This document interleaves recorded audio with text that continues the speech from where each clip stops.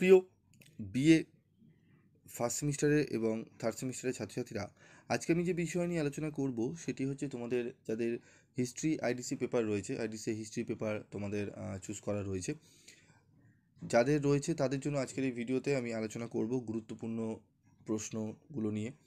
Previous ভিডিওতে আমি তোমাদের সিলেবাস, কোশ্চেন প্যাটার্ন এবং 15 নম্বরের গুরুত্বপূর্ণ প্রশ্নগুলো নিয়ে আলোচনা করেছিলাম। যারা সেই ভিডিও দেখোনি তারা এই ভিডিও ডিসক্রিপশন বক্সে পেয়ে যাবে, তোমরা গিয়ে দেখে নিও। তো আজকের এই ভিডিওতে আমি আলোচনা করব গুরুত্বপূর্ণ 5 নম্বরের প্রশ্ন। যে প্রশ্নগুলো বলবো সেগুলো যদি ভালো করে তোমরা প্র্যাকটিস করো, এখান থেকে তোমরা বহু প্রশ্ন কিন্তু কমন পেয়ে যাবে। তো চলো কথা না বাড়িয়ে চলে আসবো মূল আলোচনায়। তো ভিডিওটি প্রথম থেকে একটু শেষ পর্যন্ত মনোযোগ সহকারে শুনো, এবং তোমাদের যদি কোনো প্রশ্নের উত্তর যদি তোমাদের মনে হয় যে না স্যার আমরা পাচ্ছি না, আমাদের দিয়ে দেন, আমি তোমাদের অবশ্যই আলোচনা করে আমি তোমাদের বুঝিয়ে দেবো। তো দেখো, ইম্পর্টেন্ট 5 মার্কস কোশ্চেন। প্রথমেই যে প্রশ্নগুলো আসার সম্ভাবনা, বহু স্কুলে যারা প্রিভিয়াস ইয়ারে ফার্স্ট সেমিস্টারে পরীক্ষা দিয়েছে এবং সেকেন্ড সেমিস্টারে পরীক্ষা দিয়েছে, কারণ ফার্স্ট সেমিস্টার, সেকেন্ড সেমিস্টার এবং থার্ড সেমিস্টারে আইডিসি পেপারের ইতিহাসে সিলেবাস সেম। তো এই 3টি প্রশ্ন ঘুরিয়ে ফিরিয়ে দিয়েছে। কি প্রশ্ন? মাউন্ট ব্যাটেন পরিকল্পনা, টিকা লেখো, ওয়াভেল পরিকল্পনা, নেহরুর পঞ্চশীল নীতি। এই 3টি প্রশ্ন কিন্তু বারবার বহু কলেজে কিন্তু ঘুরিয়ে ফিরিয়ে প্রশ্নগুলো দেওয়া হচ্ছে। তোমাদের কিন্তু 5 নম্বরের প্রশ্ন এবং 15 নম্বর প্রশ্ন মিলিয়ে কিন্তু 50 নম্বরের পরীক্ষা হবে।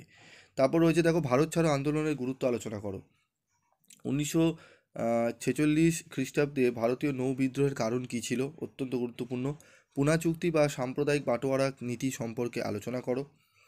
মন্ত্রী মিশন বা ক্রিপস প্রস্তাব কী ছিল? মুসলিম লীগের লাহোর অধিবেশনের গুরুত্ব লেখো।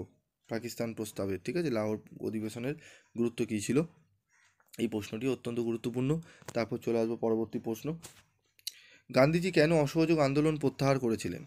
ঠিক আছে, অসহযোগ আন্দোলন কেন গান্ধীজি প্রত্যাহার করেছিলেন এটি আমাদের জানতে হবে। চট্টগ্রাম অস্ত্রাগার লুণ্ঠনে মাস্টারদার ভূমিকা কী ছিল? ভারতীয় সমাজের ওপর ভারত বিভাজনের প্রভাব আলোচনা করো। এই প্রশ্নগুলো কিন্তু অত্যন্ত গুরুত্বপূর্ণ এবং তোমাদের আমি কিন্তু বেশ কিছু কলেজের প্রশ্নপত্র নিয়েও আমি আলোচনা করব, ভিডিও আকারে তোমাদের সামনে তুলে ধরবো।